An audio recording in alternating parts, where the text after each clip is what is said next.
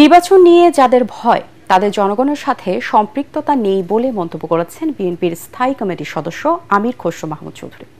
জাতীয় প্রেস ক্লাবে অন্তর্বর্তী সরকারের 10 মাস গণতন্ত্র ও জাতীয় নিরাপত্তার প্রশ্ন শীর্ষক এক আলোচনা সভায় তিনি বলেন, যারা জনগণের রাজনীতি করে তারাই দ্রুত নির্বাচন চায়।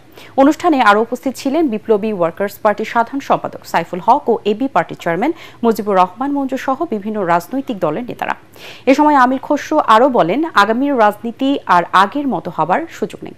সংস্কারের নামে নির্বাচন পেছানোর কোনো সুযোগ নেই বলেও মন্তব্য করেন তিনি।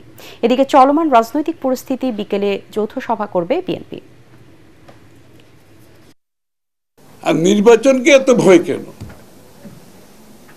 যাদের নির্বাচনে ভয়, অর্থাৎ তাদের সাথে জনগণের কোনো সম্পৃক্ততা নেই, জনগণের সাথে তাদের কোনো সম্পর্ক নাই, জনগণের উপর তাদের কোনো আস্থা নেই, গণতান্ত্রিক অর্ডারের উপর তাদের কোনো আস্থা নেই, তাহলে এখানে আজকে বিভক্তিটা যারা গণতান্ত্রিক চাই, যারা জনগণের মালিকানা চায়, যারা জনগণের আস্থা নিয়ে রাজনীতিতে বিশ্বাসী, সমর্থন নিয়ে বিশ্বাসী, তাদের সাথে যারা অন্য পথে চলছে, যে শেখ হাসিনার পথে চলছে,